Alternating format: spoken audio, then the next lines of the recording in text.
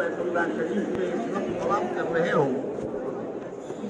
اس بچے کے لیے تم نے ایک دعا مانگی تھی، اور دعا یہ مانگی تھی کہ اے اللہ ہمارے اس بچے کی نسل کے اندر ایک ایسی امت پیدا کر دیجئے جو امت سارے جہان میں، دنیا کے گوشے گوشے میں، مشرق سے لے کے مغرب تک اور شمال سے لے کے جنوب تک، دنیا کے کونے کونے میں آپ کے کلمے کو لے کر کے پھرنے والی ہو اور اس کے لیے اپنا سب کچھ قربان کرنے والی ہو۔ تم نے یہ دعا مانگی تھی ہم سے، اور یہ دعا تم نے اس وقت مانگی تھی جب اسماعیل کو اور ہاجرہ کو چھوڑ کر کے تم بیت اللہ شریف کے اوپر گئے تھے۔ اس وقت تم نے یہ دعا مانگی تھی ہم سے، چھوڑ کے چلے گئے۔ حضرت ہاجرہ پوچھتی رہی کہ ابراہیم کون سی کمی اور کون سی خطا ہم سے ہو گئی ہے کہ جس کی وجہ سے تم ہمارے بچے کو اور ہم کو یہاں چھوڑ کر کے جا رہے ہو، جہاں نہ کھانا نہ پانی نہ آب و دانا نہ آدم زاد، یہاں تم چھوڑ کر کے جا رہے ہو ہماری اولاد کو اور ہم کو، کیا بات ہو گئی؟ حضرت ابراہیم علیہ السلام نے کوئی جواب نہیں دیا۔ دوبارہ پوچھا، تیسری بار پوچھا، کوئی جواب نہیں۔ اب حضرت ہاجرہ یہ سمجھ گئی کہ حضرت ابراہیم اتنے پتھر دل تو نہیں تھے، شاید اللہ کا حکم یہی ہے، اس لیے حضرت ابراہیم ہمیں چھوڑ کر کے جا رہے ہیں۔ آخر پوچھا، ابراہیم کیا اللہ کا امر یہی ہے جو تم یہ کر کے جا رہے ہو؟ تو حضرت ابراہیم علیہ السلام نے فرمایا کہ ہاجرہ، کوئی باپ اتنا پتھر دل نہیں ہوگا جو اپنی اولاد کو ریگزار میں اور ایسے چٹیل میدان میں چھوڑ کر کے جائے۔ ہاجرہ، بات یہ ہے کہ اللہ کا حکم یہی ہے، اس لیے ہم یہ کر رہے ہیں اور چھوڑ کر کے جا رہے ہیں۔ تب حضرت ہاجرہ نے یہ فرمایا کہ ہاجرہ، حضرت ابراہیم نے یہ فرمایا کہ ہاجرہ، اگر اللہ کا حکم یہی ہے تو جاؤ، ہمیں تمہاری کوئی ضرورت نہیں ہے۔ جو خدا تمہارے ساتھ رکھ کر کے ہم کو پال سکتا ہے، وہ خدا ایسا قادر مطلق ہے کہ تمہارے بغیر بھی ہماری پرورش کر سکتا ہے۔ ساری کائنات کو پالنے والا تنہا ہے۔ آسمان و زمین، چاند سورج ستارے، دریا جنگل پہاڑ، جتنی مخلوق ہے دنیا کے اندر، ملائکہ علیہ السلام ہو، جبرائیل ہو، میکائیل ہو، اسرائیل ہو، اسرافیل ہو، جو کچھ بھی ہے اللہ کا غیر اس پوری کائنات کے اندر تنہا اپنے قدرت سے سب کو پالنے والا ہے۔ جو خدا ان سب کو پال رہا ہے، وہ خدا ہماری پرورش میں نہ تمہارا محتاج ہے نہ کسی کا محتاج ہے۔ چنانچہ حضرت ابراہیم علیہ السلام کے اندر جب ہچکچاہٹ پیدا ہوئی کہ ہم چھوڑ کر کے جا رہے ہیں بچے کو، کیا بنے گا، اس وقت حضرت جبرائیل نے یہ فرمایا ابراہیم علیہ السلام سے، ابراہیم کیا پریشانی ہو رہی ہے، کیوں پریشان ہو رہے ہو؟ جس اللہ کی وحدانیت اور ربوبیت اور اس کا یقین لے کر کے پوری دنیا میں تمہیں بات کرنی ہے، تم دعوت دے رہے ہو، وہ اللہ جس کا تم اعلان کرتے پھر رہے ہو، وہ اللہ وہ ہے کہ جو پرورش میں اور پالنے میں تم سے اچھے طریقے پر تمہارے بچے کی پرورش کرنا جانتا ہے، وہ تمہاری پرورش کا محتاج نہیں ہے۔ حضرت ابراہیم علیہ السلام نے یہ سنا ادھر حضرت حاجرہ نے یہ کہا چھوڑ کر کے چلے. اس وقت یہ دعا مانگی تھی حضرت ابراہیم علیہ السلام نے کہ اے اللہ اس بچے کو چھوڑ کر کے جا رہا ہوں، آپ سے دعا اس بات کی ہے کہ آپ ہمارے اس بچے کی نسل کے اندر ایک ایسی امت پیدا کر دیجئے کہ جو امت پوری دنیا کے اندر آپ کے کلمے کو لے کر کے پھرنے والی ہو، دین کی خاطر سب کچھ قربان کرنے والی ہو. قل ان کان آباؤکم وابناؤکم واخوانکم وازواجکم وعشیرتکم واموال اقترفتموها وتجارت تخشون کسادها ومساكن ترضونها احب اليكم من الله ورسوله وجهاد في سبيله فتربصوا حتى ياتي الله بامره والله لا يهدي القوم الفاسقين. حضور صلی اللہ علیہ وسلم اللہ نے فرمایا کہ اے نبی صلی اللہ علیہ وسلم آپ کہہ دیجئے ان سے کہ اگر تمہارے اندر تمہارے اپنے ماں باپ کی، اعزاء اور اقربا کی، گھر والوں کی، بچوں کی، بیوی کی، کھیت کھلیان کی، اگر ان سب چیزوں کی محبت اللہ اور اس کے رسول صلی اللہ علیہ وسلم کی محبت سے زیادہ ہے، فتربصوا حتی یأتی اللہ بامرہ، انتظار کرو یہاں تک کہ اللہ کی طرف سے کوئی گرفت آئے اور وہ تمہیں اپنے قبضے میں کر لے، اور دنیا کی کوئی طاقت اللہ کے اس قبضے سے تم کو چھوڑا نہیں سکتی. تو اللہ رب العزت نے اس وقت حضرت جبریل علیہ السلام کو آواز دی کہ جبرائیل ہم سے مانگا تھا تم نے، بچے کو مانگا تھا اور بچے کے لیے دعا مانگی تھی. اس وقت تم جس بچے کو لے کر کے اپنے ساتھ پھر رہے ہو، بیت اللہ شریف کا طواف کر رہے ہو، تم پھر رہے ہو، تمہارے ساتھ تمہارا یہ چھوٹا بچہ جو ہے یہ بھی پھر رہا ہے، اور یہ سارے کے سارے دین کی خاطر قربانیاں دینے کے لیے یہاں پر آئے ہوئے ہیں اور چل پھر رہے ہیں، اور آپ کے سامنے ہاتھ پھیلائے ہوئے ہیں کہ اللہ یہ اللہ کا گھر ہے، اے اللہ یہ تیرا گھر ہے. اس گھر کے اندر آ کر کے ہاتھ اٹھا کر کے مانگنے والا کبھی محروم نہیں ہوا کرتا ہے. ہم مانگ رہے ہیں، بیت اللہ شریف کے اوپر ہیں، یہاں پر اے اللہ تیری قدرت کی نشانیاں ہیں، زمزم ہے، یہاں پر صفا اور مروہ ہے، اور یہاں پر اے اللہ صفا اور مروہ کے ساتھ ساتھ اور تیری قدرت کی دوسری نشانیاں ہیں.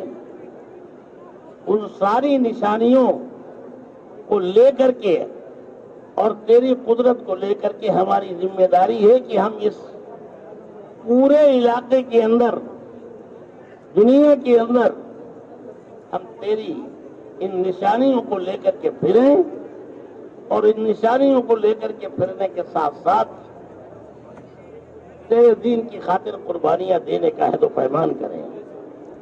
چنانچہ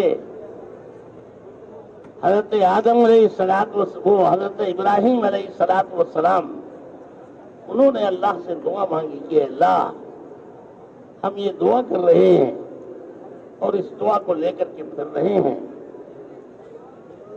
اللہ رب العزت نے اس وقت پکارا تھا کہ ابراہیم تم نے ہم کو پکارا تھا، اس وقت دعا مانگی تھی، اور اس دعا کو قبول کر کے ہم نے تمہارے لیے تمہارا بچہ، تمہاری بیوی، ان سب کو دیا تھا کہ ان کو لے کر کے پھرو اور پوری دنیا کے اندر اللہ کے دین کی خاطر قربانیاں دو. حضور صلی اللہ علیہ وسلم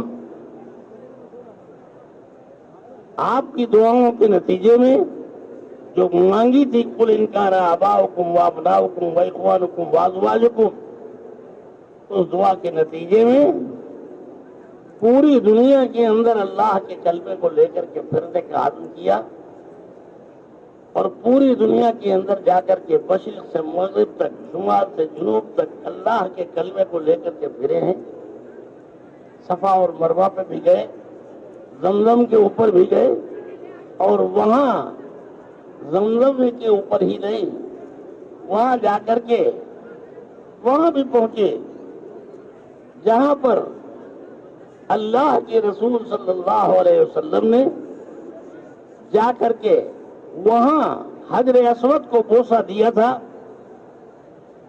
جہاں پر حجر اسود کو بوسہ دیتے وقت حضرت عمر رضی اللہ تعالیٰ عنہ نے کہا تھا کہ اے حجر اسود، میں جانتا ہوں کہ تو صرف ایک پتھر ہے، نہ تیرے میں نفع ہے نہ تیرے میں نقصان ہے. بوسہ تجھے صرف اس لیے دے رہا ہوں کہ اللہ کے رسول صلی اللہ علیہ وسلم نے تجھے بوسہ دیا ہے، اس لیے تجھے بوسہ دے رہا ہوں. وہ تو جس وقت یہ حضرت علی رضی اللہ تعالیٰ عنہ نے یہ کلمہ کہا ہے، تو اس وقت حضرت علی رضی اللہ تعالیٰ عنہ نے، جب حضرت عمر نے یہ کلمہ کہا تو حضرت علی رضی اللہ تعالیٰ عنہ نے فرمایا کہ ہاں اے عمر، کیا کہہ رہے ہو؟ یہ کہہ رہے ہو کہ تیرے میں کچھ بھی نہیں، حالانکہ یہ بیت اللہ شریف کے بتوں میں سے کوئی بت نہیں ہے، یہ حجر اسود ہے. یہ قیامت میں لوگوں کو نفع بھی پہنچائے گا اور نقصان بھی پہنچائے گا. یہ بیت اللہ کے بتوں میں سے کوئی بت نہیں ہے. اب حضرت عمر رضی اللہ تعالیٰ عنہ نے فرمایا کہ علی یہ کیسے ہوگا؟ تو حضرت علی رضی اللہ تعالیٰ عنہ نے فرمایا کہ عمر، اس کے دو آنکھیں ہوں گی قیامت میں، اس کے دو آنکھیں ہوں گی، زبان ہوگی، آنکھوں سے دیکھے گا، زبان سے بولے گا اور پہچانے گا فرمانبرداروں کو، نافرمانوں کو، ان سب کو پہچانے گا. اور اس صورت سے پہچانے گا کہ روز ازل میں اللہ رب العزت نے جب تمام ارواح سے پوچھا تھا، ساری روحیں جمع تھی وہاں، ساری روحوں کو کہ جمع ہونے کے بعد پھر اللہ نے پوچھا تھا کہ الستُ بربکم، کیا میں تمہارا پروردگار نہیں ہوں؟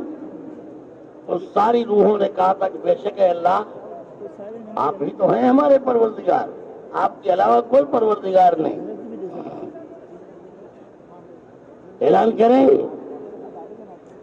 اب یہ ساری روحیں تو اعلان کریں گے کہ اللہ آپ ہی ہیں پروردگار، آپ کے علاوہ کوئی پروردگار نہیں. یہ اقرار اور یہ عہد وہاں پر موجود ساری روحوں نے کیا تھا، اور جن روحوں نے یہ عہد و پیمان کیا تھا اور وہ سچی تھی اس عہد و پیمان کے اندر، وہ تو اللہ کے یہاں معاف کی جائیں گی، بخشی جائیں گی اور جنت میں داخل کیا جائے گا. اور وہ روحیں جنہوں نے خلاف ورزی کی ہوگی اللہ کے حکم کی، تو وہ روحیں جہنم کے اندر داخل کی جائیں گی. تو جس کو حضرت علی نے کہا کہ یہ حجر اسود جو ہے یہ لوگوں کو جنت میں بھی لے جائے گا اور جہنم میں بھی لے جائے گا. اور اس وقت یہ بات کہی حضرت علی رضی اللہ تعالیٰ عنہ نے حجر اسود کے بارے میں یہ کہا کہ یہ حجر اسود جو ہے وہ پتھر ہی نہیں ہے، بلکہ اس کی تشریح جو کتابوں میں لکھی ہوئی ہے وہ یہ ہے کہ یہ حجر اسود صرف پتھر نہیں ہے، یہ حجر اسود اصلاً ایک فرشتہ ہے، ایک فرشتہ ہے جس نے عہد و پیمان کیا تھا. سب سے عہد و پیمان لیا اللہ نے، اور سب نے اقرار کرنے کے بعد جب اقرار کر لیا تو اللہ رب العزت نے اس اقرار نامے کو اس فرشتے کے حوالے کیا کہ لو اس کی حفاظت کرو. ندیم صاحب کو بھی دے سکتے ہیں. اس فرشتے نے حفاظت کا وعدہ کیا اور اس کو اپنے منہ میں رکھ لیا. مفتی ندیم باری کالونی. یہ فرشتہ وہ ہے کہ جو امین ہے اس کا نام. اس فرشتے نے حفاظت کا وعدہ کیا اور اپنے منہ میں رکھ لیا.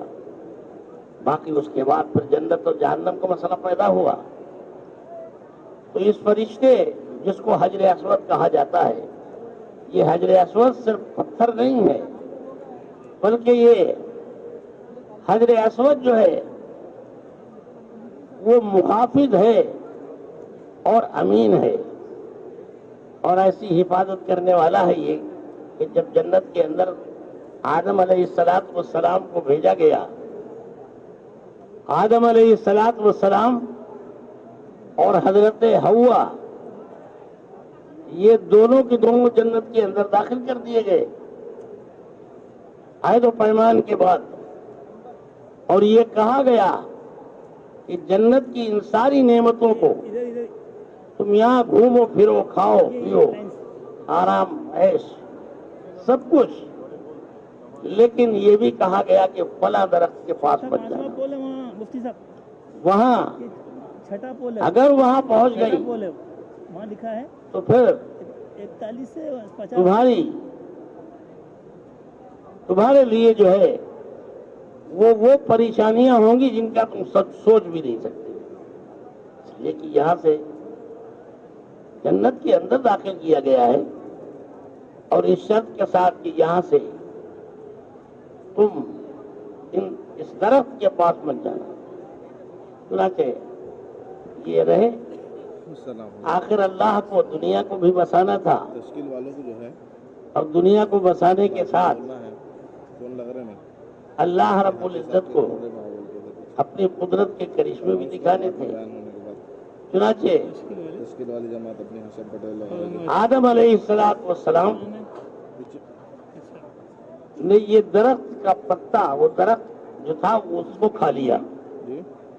ایک وقت وہ آیا فون نہیں لگ رہا تھا. کہ جب اس کو کھا لیا انہوں نے، آدم علیہ السلام نے، تو اس درخت کے کھانے کے بعد اور اس پھل کے کھانے کے بعد آدم علیہ السلام کے عبدال بھائی جسم کے اوپر سے جو جنت کے کپڑے اور جنت کا لباس تھا وہ اتر گیا. آدم علیہ السلام بالکل مادرزاد ہو گئے، روئے، پریشان ہو گئے. یا اللہ کہاں جائیں، کیا کریں؟ کیا بڑھ رہا کوئی راستہ نہیں ہے بچنے کا.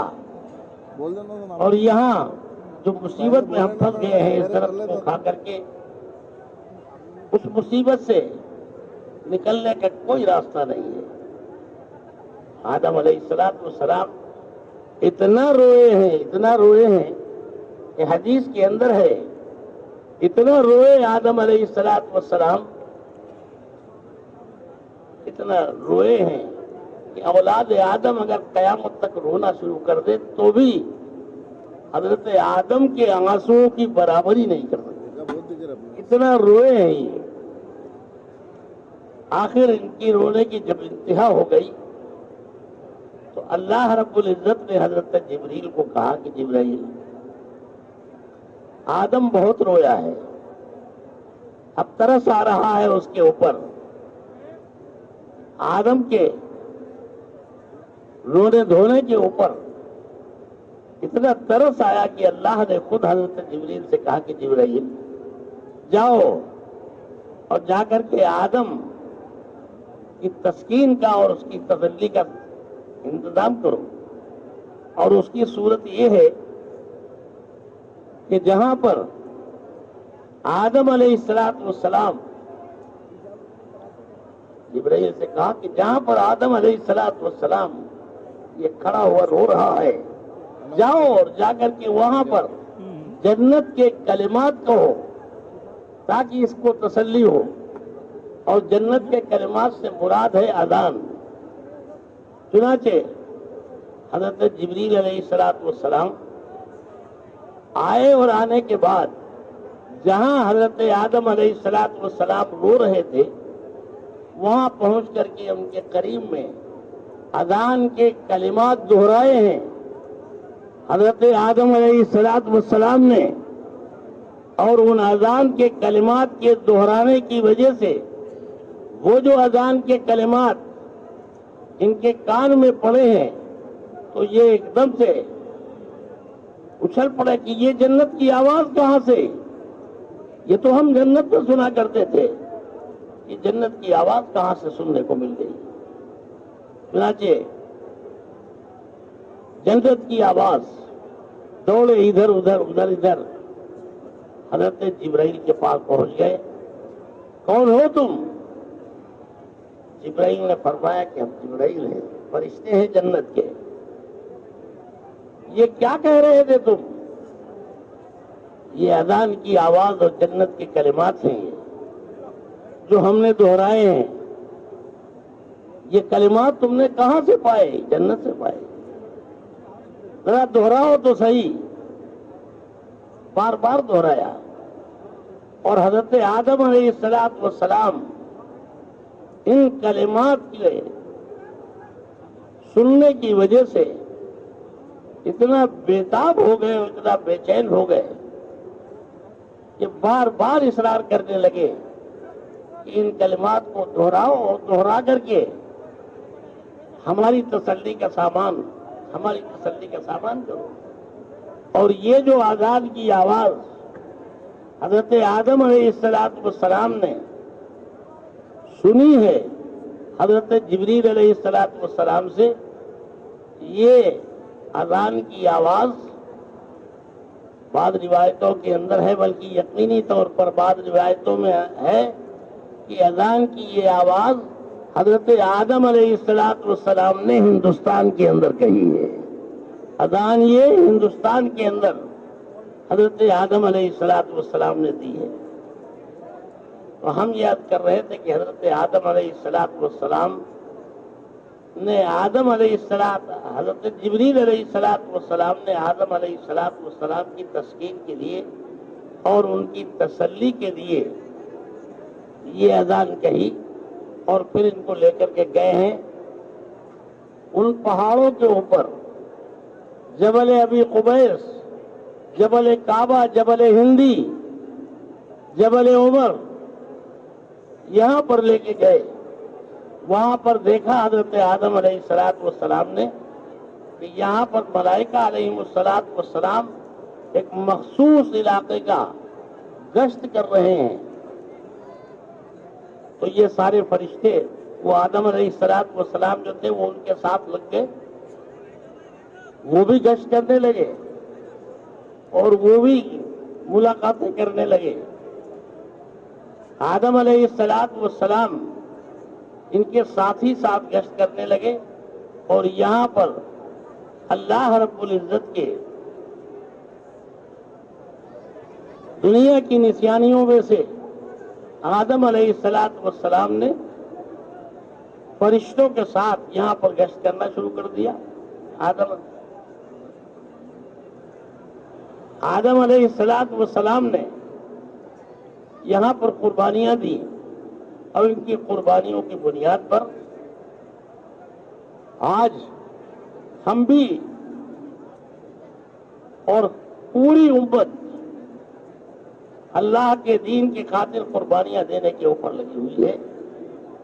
صحابہ کرام رضوان اللہ علیہم اجمعین نے دین کی خاطر کتنی قربانیاں دی ہیں اور کتنا سب کچھ اپنا لٹایا ہے حضور صلی اللہ علیہ وسلم کے دین کی خاطر.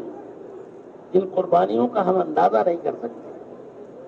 صحابہ کرام رضوان اللہ علیہم اجمعین ایک مرتبہ حضرت عائشہ صدیقہ رضی اللہ تعالیٰ عنہ حضور صلی اللہ علیہ وسلم سے فرمانے لگی کہ اے اللہ کے رسول، آپ یہ فرماتے ہیں کہ دنیا کے اندر لاکھوں انبیاء علیہ السلام آئے، اور ان لاکھوں انبیاء علیہ السلام نے اتنی قربانیاں دی ہیں کہ جن کا ہم تصور نہیں کر سکتے. لیکن ان تمام انبیاء علیہ السلام کے مقابلے میں سب سے زیادہ اگر قربانیاں کسی نے دی ہیں تو اے عائشہ وہ قربانیاں اللہ نے مجھ سے دلوائی. حضور صلی اللہ علیہ وسلم آپ نے حضرت عائشہ صدیقہ رضی اللہ تعالیٰ عنہ نے پوچھا کہ اللہ کے رسول آپ فرماتے ہیں سب سے زیادہ قربانیاں میں نے دی ہیں, آخر وہ کون سا دن تھا کہ جس دن سب سے زیادہ قربانیاں آپ نے دی ہیں؟ تو حضور صلی اللہ علیہ وسلم نے فرمایا عائشہ جس دن طائف کے میدان میں تیری قوم کے نوجوانوں نے میرے اوپر پتھر برسائے, میں لہو لہان تھا, میں تھک ہار کر کے بیٹھ گیا, اور تھک ہار کر کے بیٹھنے کے بعد تیری قوم کے نوجوانوں نے میری بغل میں ہاتھ ڈال کر کے مجھے کھڑا کیا, اور کھڑا کرنے کے بعد پھر پتھر چلائے اور پتھروں سے زخمی کیا, یہاں تک کہ اللہ رب العزت کو بھی جلال آ گیا, اور اللہ رب العزت نے تو ادھر بھیجنا بھی پہاڑوں کے فرشتے بھیج دیے کہ طائف کو پیس ڈالا جائے, تو ادھر ہی گئے ہوں گے. کوئی ضرورت نہیں ہے کہ طائف کو باقی رکھا جائے. وہ تو طائف کو پیس ڈالنے کا حکم دے دیا گیا تھا. حضور صلی اللہ علیہ وسلم کی دعا کے صدقے میں طائف بچ گیا. حضور صلی اللہ علیہ وسلم نے جب دیکھا کہ طائف کے پیسنے کا حکم دے دیا گیا, فرمایا کہ اللہ آپ نے مجھے رحمت للعالمین بنایا ہے, اب دنیا میں کوئی رحمت للعالمین نہیں آئے گا,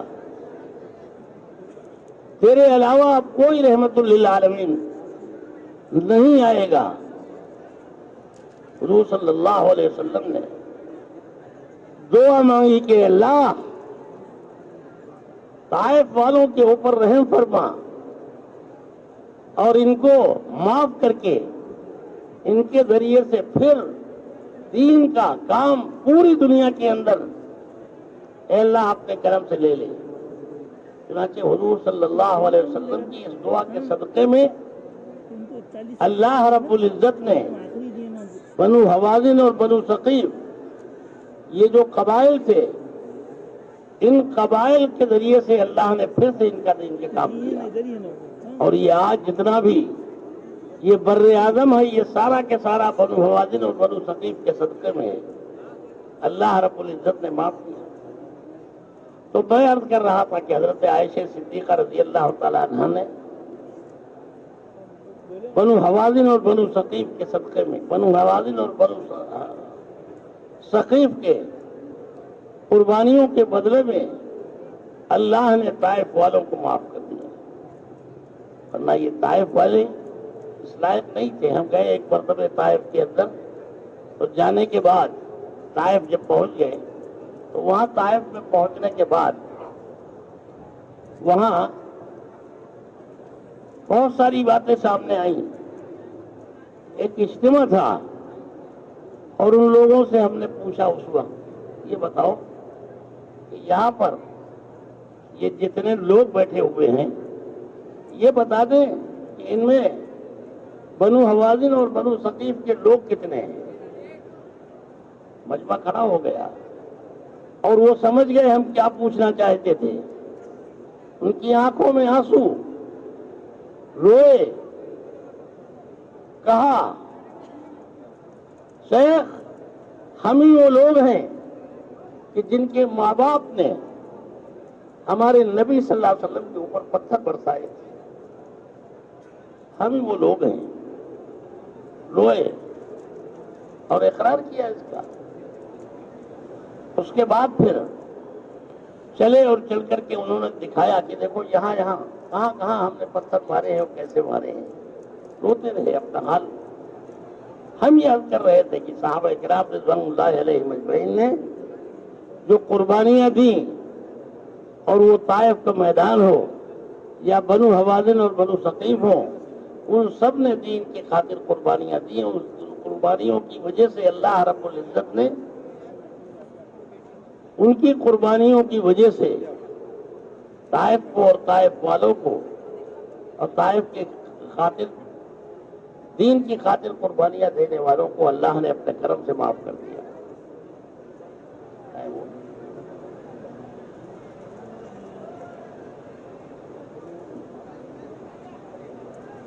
نکاح پڑھ دیے.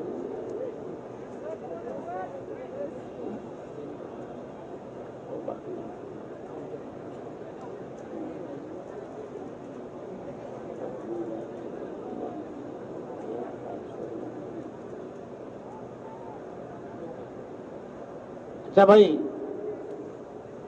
اللہ نے جو کچھ کہلوایا کہا گیا اپنے کرم سے اس کو قبول فرمائے، اور سارے کے سارے اس بات کے لیے طے کریں کہ انشاءاللہ یہاں جتنی بھی باتیں سن کر کے جا رہے ہیں ان ساری باتوں کے اوپر پوری طرح عمل کریں گے، اور 24 گھنٹے کی زندگی اللہ کے نبی جناب محمد الرسول اللہ صلی اللہ علیہ وسلم کے طریقے کے مطابق گزاریں گے.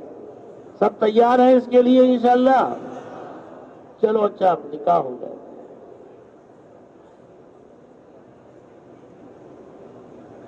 الحمد لله نحمده ونستعينه ونستغفره ونؤمن به ونتوكل عليه ونعوذ بالله من شرور أنفسنا ومن سيئات أعمالنا من يهده الله فلا مضل له ومن يضلل فلا هادي له ونشهد أن لا إله إلا الله وحده لا شريك له ونشهد أن سيدنا ومولانا محمدا عبده ورسوله صلی اللہ تعالی علیہ وعلى آلہ وأصحابہ وأزواجہ وذریاتہ وآل بیتہ وسلم تسلیما کثیرا کثیرا.